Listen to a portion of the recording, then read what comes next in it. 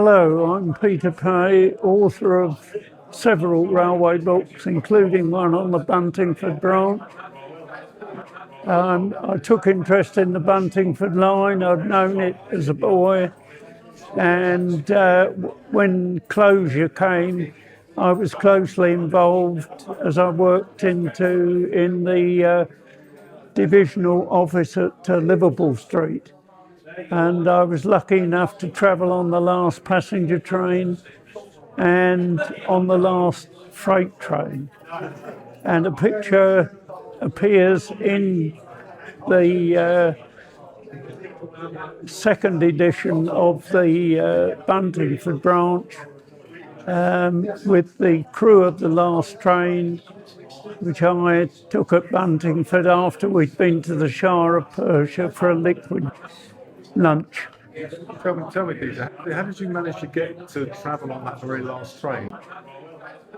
I was involved with the closure of the branch and had to withdraw keys from stations and certain documents. And that's how I was involved. Do you have very vivid memories of that day itself? What kind of details can you remember? Well, it is the last train on the last passenger train was packed with passengers. The last freight train ran in almost isolation, and we picked up empty wagons and one van from Standon, which was the last revenue earning traffic on the branch. How did you get into writing? Well, if I didn't do it, nobody else would do it. I had quite a bit of knowledge, and it had to be written because if you don't write things down, it soon gets forgotten and it disappears into thin air. So I've put down everything I can on these historic branches. How long did it take you to write that book on the Buntingford Branch? Oh, I should think about 3 or 4 years. Really? A lot of research then. Oh yes, much research. Any other fond memories? It was a very friendly line. All the staff knew one another. They were a very friendly group, and passengers were very keen on travelling. Those that regularly travelled were very keen on the camaraderie that the branch had. Were you conflicted in any way having to be part of the closure process?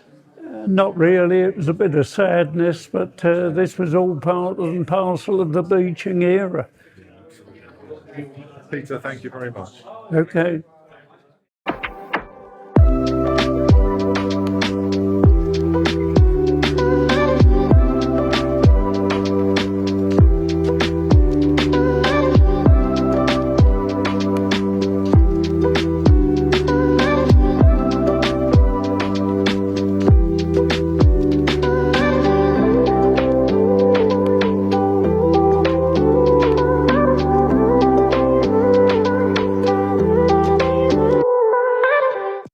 My name is Alan Gray, and I was at Hertford East Station from 1954 to 1958, and I've done the Buntingford Line because the Buntingford Line had a crew of 4 with 1 engine, and they wouldn't have got out the line without somebody coming the other way with a key to unlock the lines.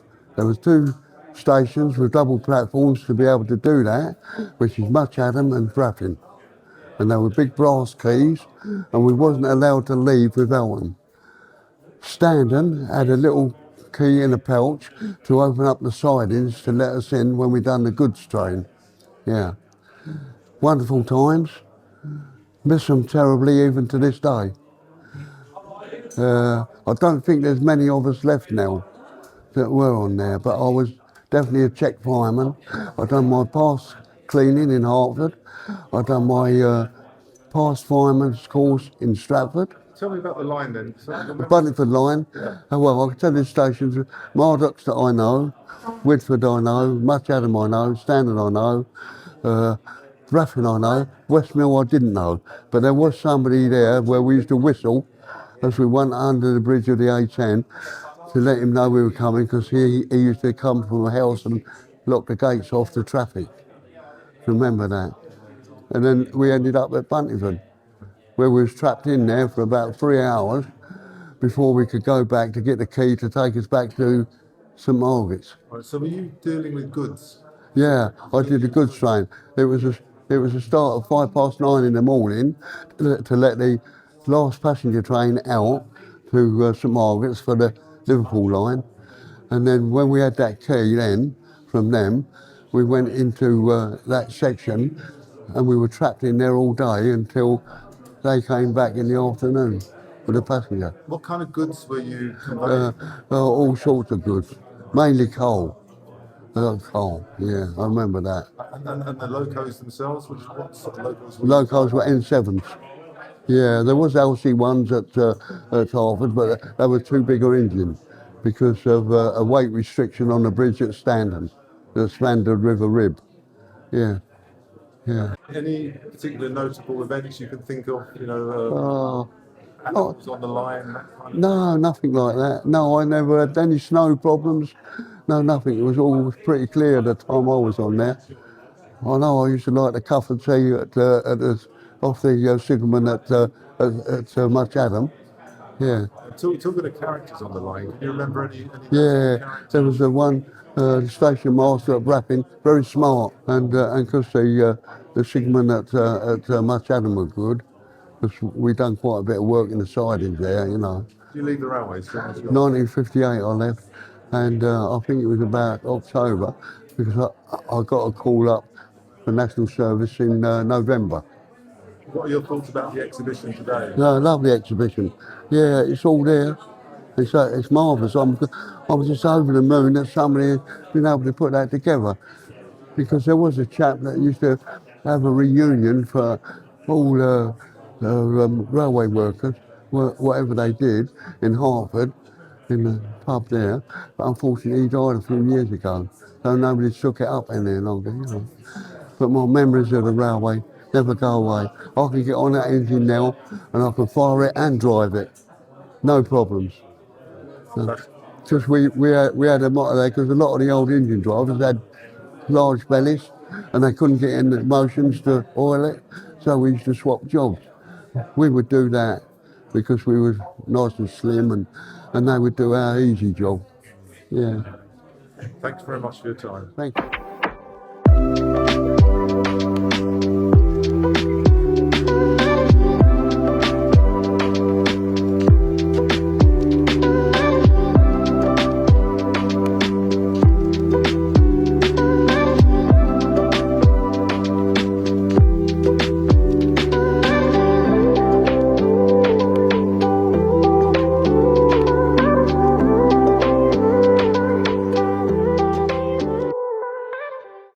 My name's Charlie Franklin. I was brought up in Much Haddam. I wasn't actually born in Much Haddam, but I came to Much Haddam when I was about a week old.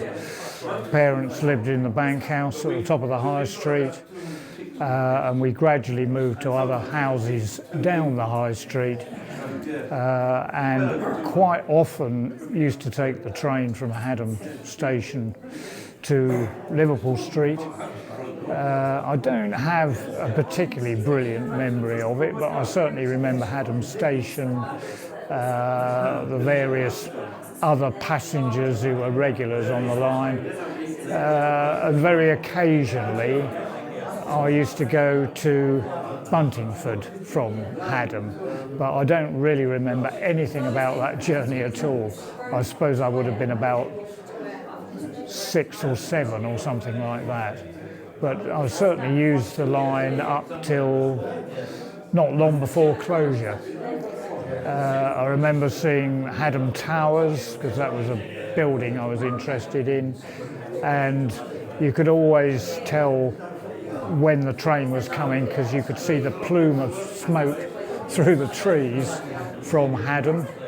and I'm quite interested in Mardock Station because I keep sheep in a little paddock next to where the line was, and there's still quite a lot of bits and pieces reminding you of the railway still there, including the two steel RSJs that used to hold the Mardock station sign.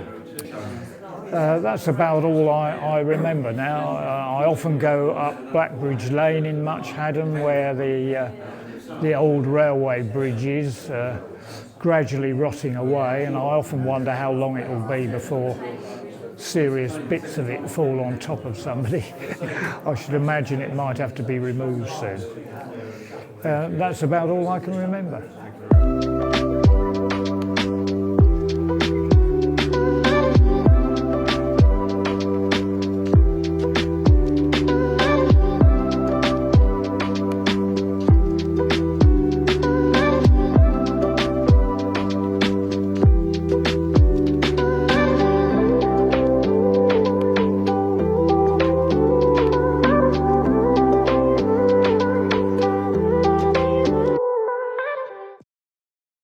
I'm Peter Smith, and I'm a retired driver off the railway.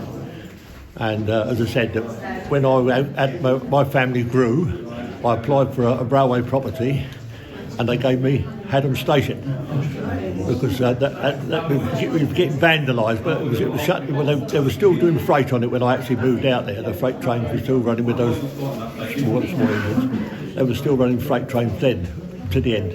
And then, as I say, after that, they started to dismantle it.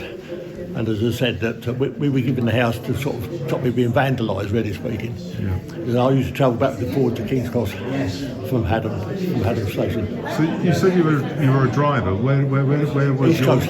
East Coast main line? Yeah, main line. Yeah. We started on steam. Then we went from diesel, and then on to electrics.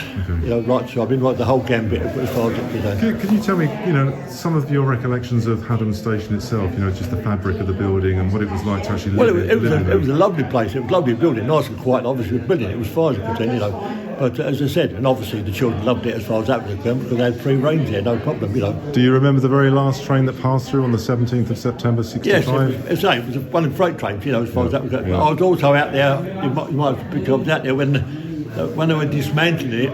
They got some of the wagons off the road. So they sent the breakdown crane from Stratford.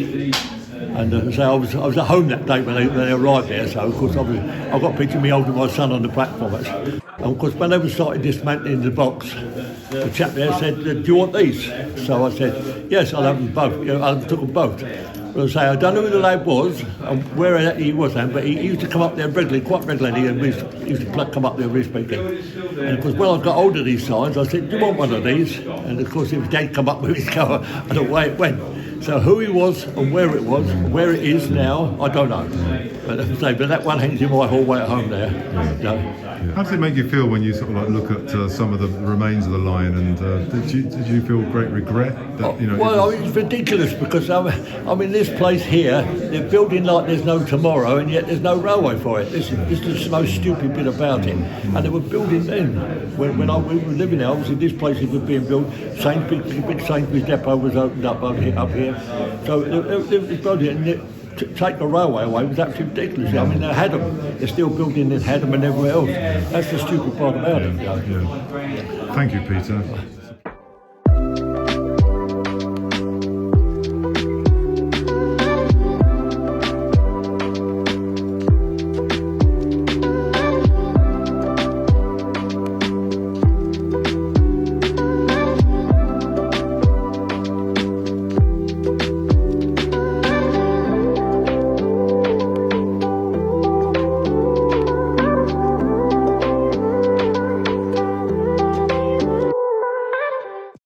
Hello, my name's Barry Walls.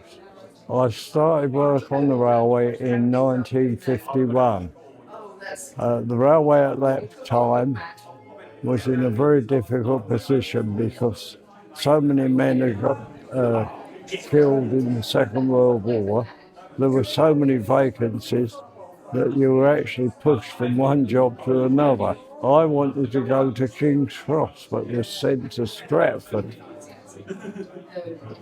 Because the idea was I wanted to get on the Mallard. And they pushed me, and I eventually became a fitter, and then a fitter examiner, and then I saw an advert on the notice board for a fitter at Hertford East. I applied for the job, I got it, was sent down there and did the job for quite a year.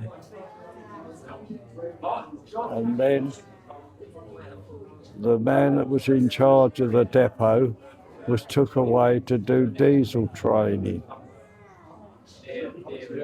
And there was a vacancy occurred for the man to look after the depot. So they asked me if I could manage it. I said, okay, I'll have a go. I said, what does that mean in the wage increase? And he said, what are you on now? I said, a fitter examiner's rate. So he said, well, you'll get a £4 pay rise. So I said, I'll go for that. That bought me a new car.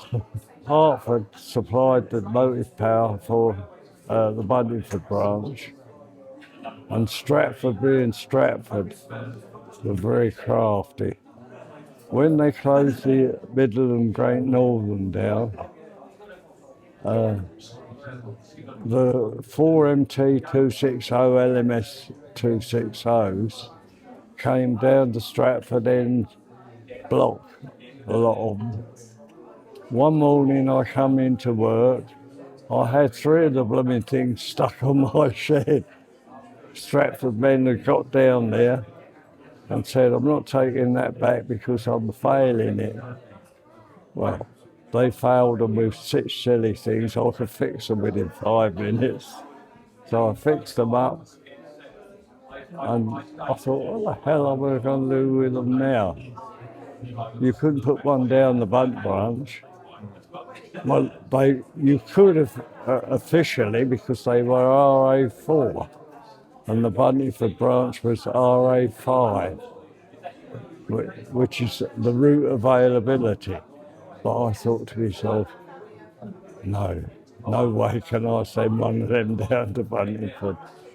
One morning, the local goods from Stratford had a J15 on. I thought, I'm going to pinch that. So I got onto control. I said to them, I want to put a 4MT back to Stratford on that goods. I said, can I have permission to swap the engines over?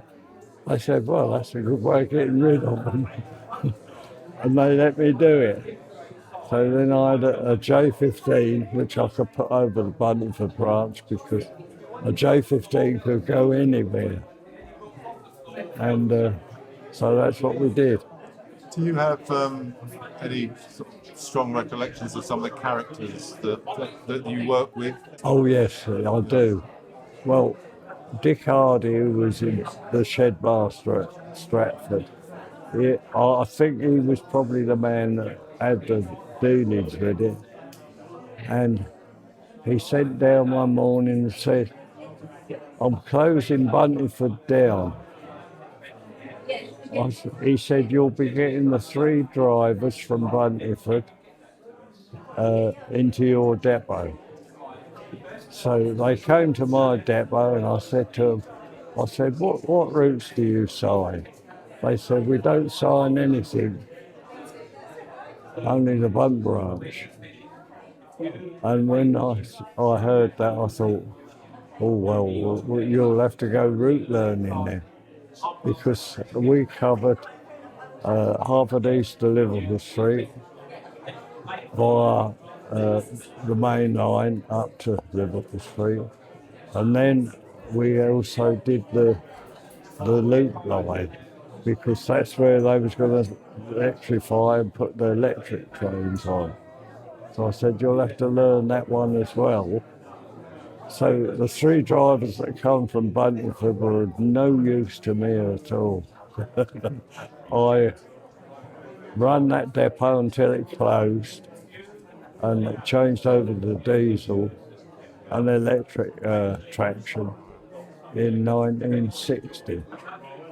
I got made redundant when I sent the last steam engines back to Stratford because I was classed as a steam man, not a... I'd never been, because I went into the army, I never got training on diesels and electrics, so I was of no use to them, only as a steam man. Fantastic. Thank you very much.